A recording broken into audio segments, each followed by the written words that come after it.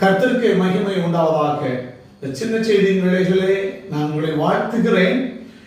இந்த நாள் சிந்தனைக்காக தெரிந்து கொண்ட தலைப்பு, உன்னதரோடு உள்ள உறவில் ஒன்றிணைய காத்திருக்க வேண்டும். ஏசாயா 40வது அதிகாரம் 31வது வசனம், கர்த்தருக்கு காத்திருக்கிறவர்களோ புது பலன் அடைந்து கழுகுகளை போல செட்டைகளை அடித்து எழும்புவார்கள்.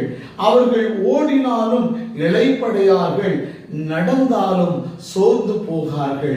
அருமையான தேவனுடைய பிள்ளைகளே, நாம் கர்த்தனுக்காக அவருடைய உறவில் இணைந்து கொள்ளும் பிள்ளைகளாக நாம் காத்திருக்க வேண்டும். இந்த காத்திருப்பதற்கு இன்னும் ஒரு எபிரேய சொல் காவா என்று அழைக்கப்படுகிறது.